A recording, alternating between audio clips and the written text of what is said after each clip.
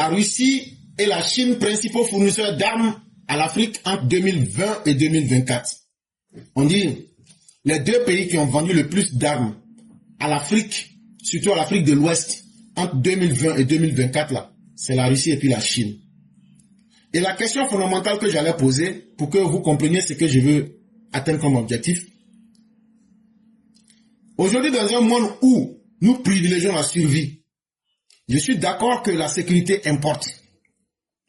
N'est-il pas mieux de renforcer les relations de coopération économique et signer des accords de paix en favorisant l'économie et le commerce? Et c'est là que vous comprenez un peu la politique de Donald Trump. Je ne suis pas un partisan de Trump. Écoutez-moi très bien. Je ne suis pas un partisan de Trump. Je ne suis pas un mercantiliste politique. Mais je dis, pour des États faibles que sont les nôtres, la Côte d'Ivoire, le Burkina, le Mali, le Sénégal, nous avons une question existentielle. Même nos armes qu'on a là, on met toutes les armes de l'Afrique ensemble là. On ne peut pas combattre même les États-Unis seuls. On ne peut pas combattre même la France seule. On ne peut pas combattre même l'Iran seul. On ne peut pas combattre la France seule. On ne peut pas combattre l'Allemagne seule. On ne peut pas combattre les grandes puissances. Est-ce que pour nous autres, vu que le monde est aujourd'hui devenu, comme je le disais, où chacun doit défendre ses intérêts, est-ce que nous ne devrions pas redéfinir notre manière de voir les choses? Est-ce que nous, entre pays africains, nous ne pouvons pas signer des deals pour ne plus nous attaquer? Écoutez bien le fond de ma pensée, parce que si vous ne comprenez pas, vous allez rater et vous allez dire il se contredit, alors que je ne me contredis pas du tout. Je suis conscient que nos États sont faibles. À l'intérieur de nos frontières, comme à l'extérieur. Même l'Inde seule la peut finir avec l'Afrique. Maintenant, quand je parle de l'Afrique, je parle des pays du Golfe de Guinée. C'est ce qui est mon point focal. C'est ça mon point d'intérêt. Maintenant, ces pays qui sont dans le Golfe de Guinée, là, au lieu de dépenser des milliards et des milliards pour payer des armes, et puis se détruire entre nous, et enrichir les producteurs d'armes, est-ce que ce n'était pas mieux que nos pays africains, là, on signe des accords de non-agression entre nous? Ça fait un. De deux, est-ce qu'il n'était pas mieux que nous puissions développer le commerce entre nous? Ça fait deux. Et trois, est-ce qu'il n'était pas mieux que nous puissions, l'argent que nous prenions pour payer les armes, là, que nous prenions ça pour mettre au développement véritable de nos peuples? Parce que, quelle que soit la puissance de quelqu'un, s'il va t'attaquer, il va trouver des raisons. Mais même en se militarisant, est-ce que notre militarisation résout quelque chose dans la question mondiale? Et donc moi je me dis, pourquoi prendre des milliards, aller se surarmer, et ces armes-là vont se retourner contre nos peuples? Et c'est comme si on travaillait pour payer des choses pour nous détruire nous-mêmes. La Russie et la Chine ont compté pour 39% des importations d'armes en Afrique entre 2020 et 2024, selon un rapport publié le lundi 10 mars 2025 par l'Institut international de la recherche sur la paix.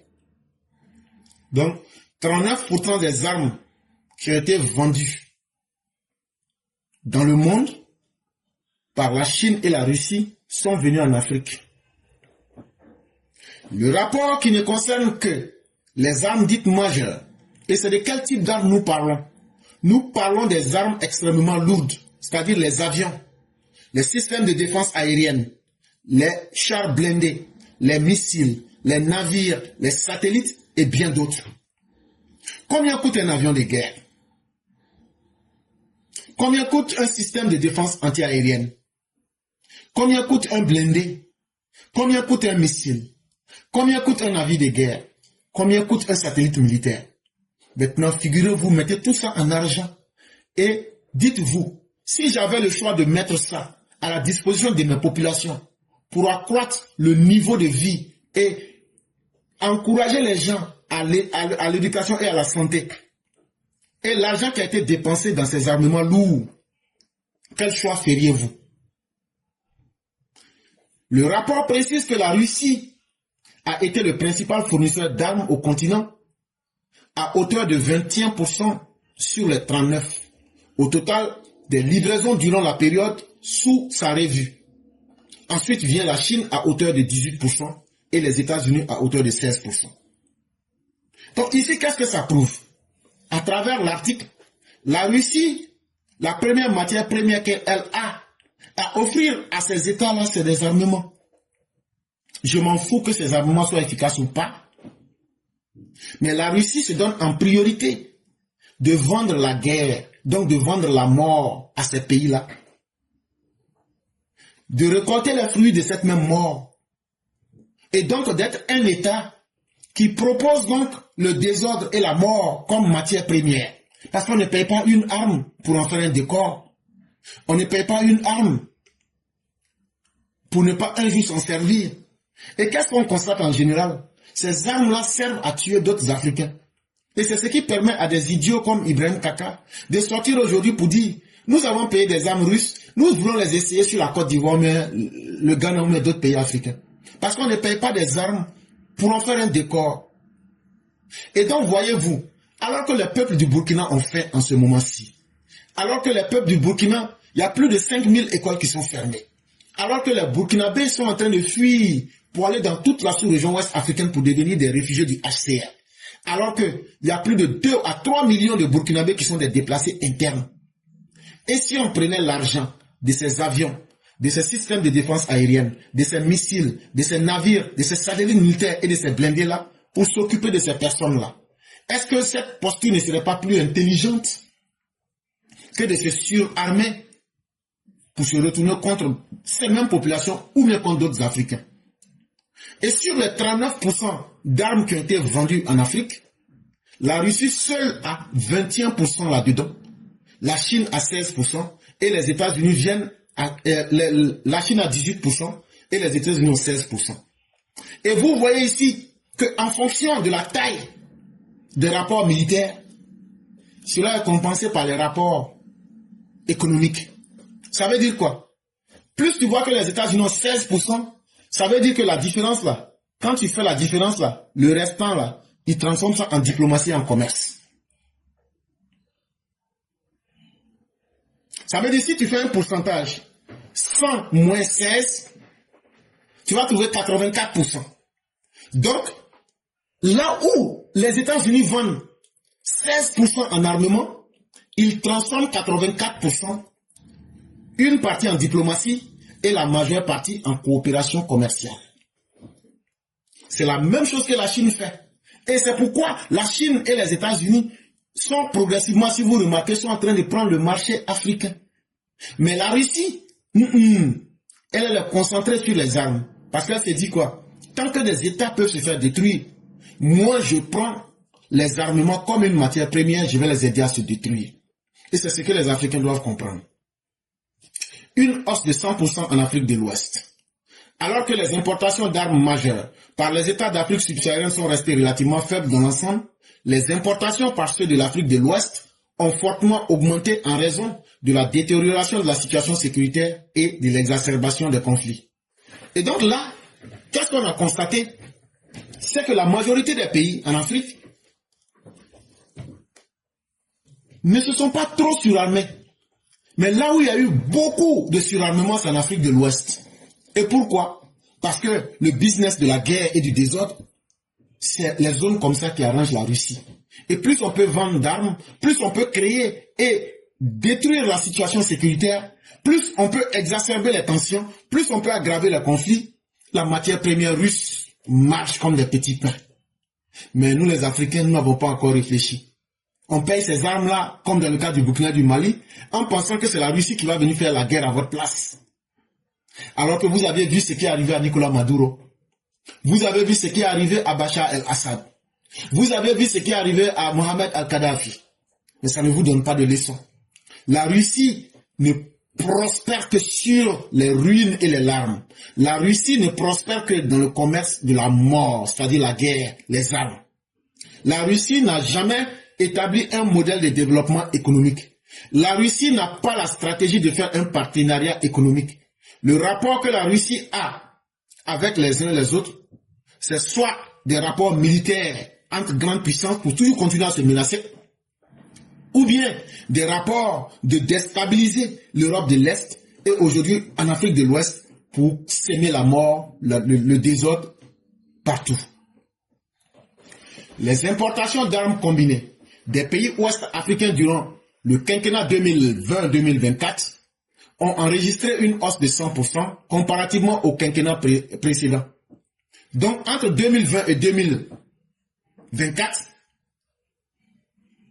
on a multiplié par 2 les armements qu'on payait entre 2016 et 2012. En Afrique de l'Ouest seulement. Et 21% de ces armes-là sont venues de la Russie, sur les 39% qui sont vendus à l'Afrique. Et qu'est-ce que l'Institut pour la recherche de la paix nous dit? L'augmentation des importations d'armes en Afrique de l'Ouest est frappante. Ils disent vraiment, quand tu vois comment les armes rentrent en Afrique de l'Ouest, que c'est effrayant. Bien que le volume des importations reste relativement faible, il a d'importantes implications géopolitiques. Ils disent, quand tu regardes, tu as l'impression que ces armes-là, c'est pas beaucoup. Mais il dit, faut faire une corrélation, faut essayer de faire une correspondance pour voir par rapport à la taille de la population et les moyens politiques. Tu comprends que c'est dangereux. Et ces armes qui rentrent là, tôt ou tard, vont avoir des conséquences dans la géographie politique et donc sur le destin des populations.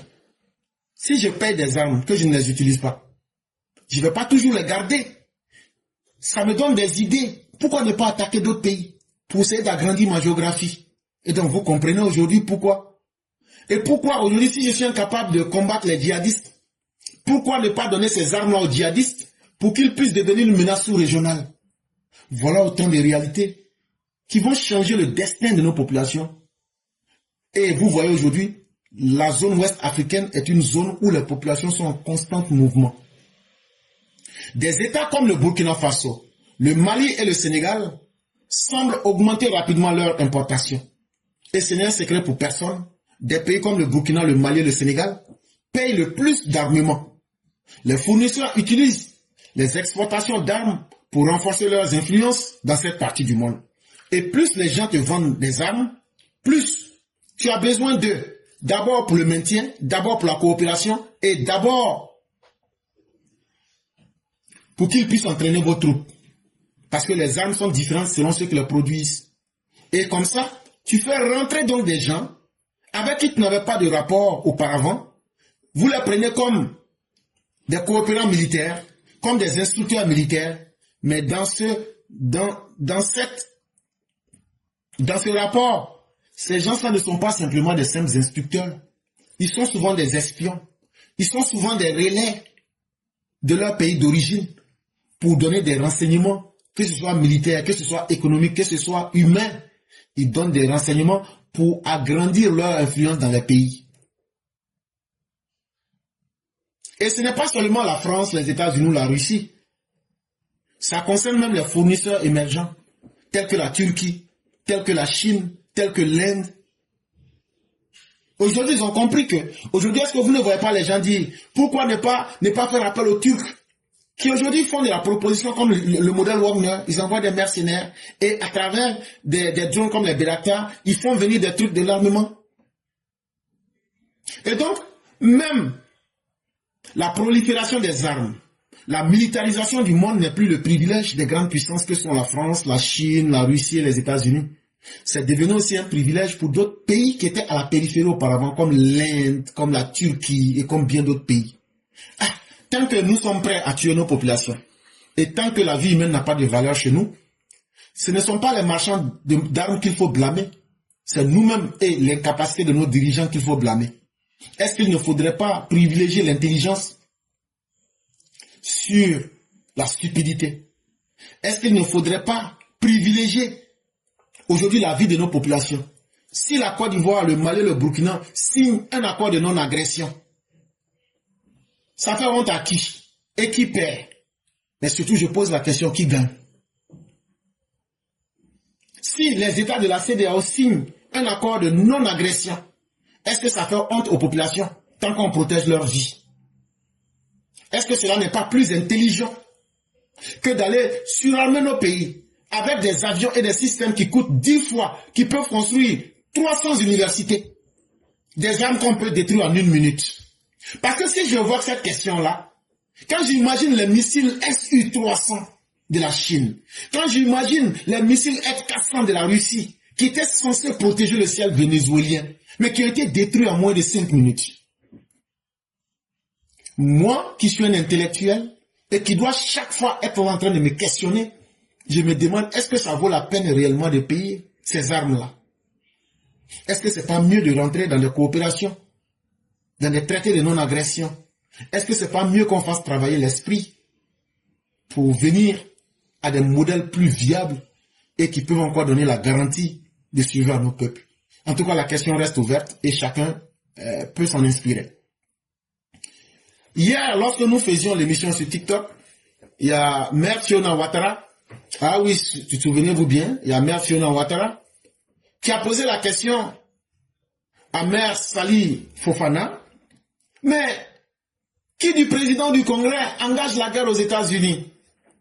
Et on s'était promis que lorsque je viendrai, la question me serait posée. Mais certainement qu'elles ont oublié, et moi aussi j'avais oublié, mais c'est plus tard que je m'en suis souvenu. Et donc, la question elle est simple. Aux États-Unis, le pouvoir qui permet de déclarer la guerre, c'est ce qu'on appelle the war power. War qui veut dire la guerre, power qui veut dire puissance. Et donc la puissance de déclarer la guerre. Et donc la question, c'est de couper la poire en deux. C'est le Congrès et le président qui déclarent la guerre. Même s'il est écrit que c'est le Congrès qui décide et qui déclare la guerre, la Constitution n'est pas claire. Parce que ce qui est écrit dans la Constitution, qui devrait être le pouvoir et le privilège de la Constitution, quand vous prenez le chapitre 1, l'article 8 de la Constitution, le Congrès, d'une manière exclusive, a le pouvoir de déclarer la guerre ou de réunir les fonds pour poursuivre la guerre. La Constitution est claire là-dessus. D'un côté, le président de la République qui est le commander-in-chief, c'est-à-dire le commandant en chef des forces armées, comme le dit la même Constitution dans la 2e section de la Constitution, dans son 2e chapitre, la division exacte du war power est très fortement controversée. Et qu'est-ce que cela provoque? D'un côté, nous avons le commander-in-chief, qui est le président, le chef des armées, et de l'autre côté, nous avons la Constitution. Et qu'est-ce qui se passe en réalité? Malgré que c'est écrit dans la Constitution, que c'est le Congrès qui déclare la guerre et qui donne les moyens de pouvoir dire, bon, voilà les fonds que nous votons pour faire la guerre. Mais le Congrès lui-même, quand on regarde l'histoire des Amériques, ce sont les présidents qui décident, je rentre en guerre contre tel pays. On a vu cela avec la guerre du Vietnam, où les Américains n'étaient pas d'accord. Où, vous vous souviendrez, partout dans le monde, les Américains ont critiqué, et sur le sol américain, n'étaient pas d'accord avec la guerre du Vietnam. Mais pourtant, la guerre s'est faite parce qu'il y a un président qui avait choisi d'aller en guerre contre le Vietnam. Quand vous prenez par exemple la guerre en Irak, où le président Bush Junior nous dit qu'il attaque parce que on a découvert des armes de destruction massive en Irak. Qui s'est opposé? Personne. Et la raison qu'il évoquait, c'est que au nom du droit de l'humanité à vivre en sécurité, on ne peut pas permettre à un État défaillant, un État instable, de posséder une arme de destruction massive. Mais la Constitution d'elle-même, sur les membres du Congrès eux-mêmes, se lever comme ça pour dire, nous déclarons la guerre à un tel pays. Je ne pense pas que pour mémoire d'homme, je ne pense pas. Cela ne veut pas dire qu'une fois que la guerre est enclenchée, qu'on ne demande pas l'avis du Congrès, au moins son aval. Mais les congressmen, c'est-à-dire les membres du Congrès eux-mêmes se levaient comme ça pour dire, bon, nous on a constaté que ce pays-là ne fait pas ce qu'il devrait, on rentre en guerre et on demande au président de rentrer en guerre. Cette procédure est extrêmement rare, voire inexistante. Ce qu'on constate par contre, c'est que c'est le président d'abord qui enclenche une guerre, Et maintenant, le Congrès vient valider et puis continuer.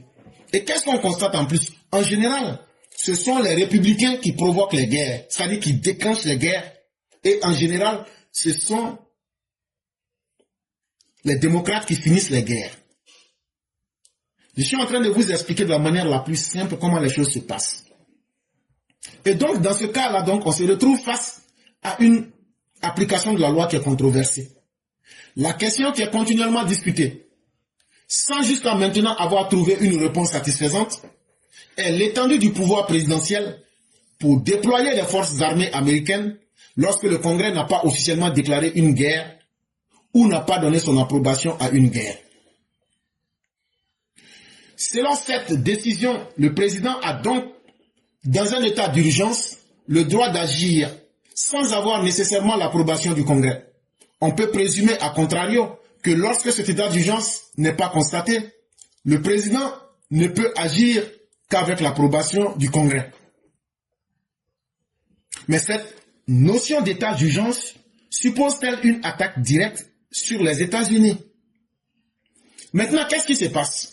Pourquoi la question se pose aujourd'hui, qui du Congrès ou du président décide de lancer la guerre, et que, en général, ce sont les présidents qui lancent la guerre, ce qui devrait être une prérogative du Congrès? C'est simplement que il y a du flou quelque part.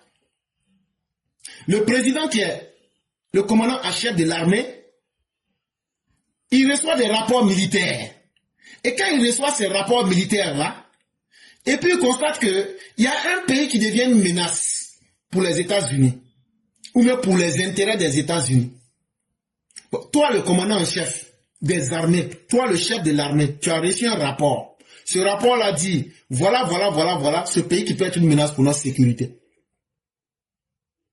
Et même on te dit que c'est une situation d'état d'urgence. Ça veut dire, c'est une situation qui s'impose comme une urgence. Et qu'est-ce que le président fait? Le président prend donc des décisions. Et quand il prend ces décisions-là, en général, qu'est-ce qui se passe? S'il arrive à expliquer que c'était par nécessité pour protéger les États-Unis, ou bien pour protéger les intérêts des États-Unis, le Congrès ne peut que valider. Parce que la notion d'état d'urgence, là, c'est une notion qui est à la fois floue, mais c'est en même temps une notion qui passe partout. Pourquoi vous avez attaqué l'Irak? Parce que Saddam Hussein détenait des armes de destruction massive. C'est la raison officielle. Pourquoi vous avez attaqué l'Afghanistan? C'était pour poursuivre Ben Laden. Pourquoi vous aviez attaqué, en tout cas pas le Venezuela, mais ce que nous connaissons. Mais c'était un bandit, un narcotrafiquant, et qui faisait rentrer de la drogue aux États-Unis, et qui était en train de mettre en danger la sécurité nationale des États-Unis dans le Golfe sud-américain. Et voilà, c'était quelqu'un qui était contre les intérêts américains et qui traitait avec des États ennemis. Et cela ne pouvait que être une menace pour nous tôt ou tard. Et donc, en tant que président de la République, j'ai pris mes responsabilités pour anticiper. Est-ce que le Congrès peut dire qu'il n'est pas d'accord?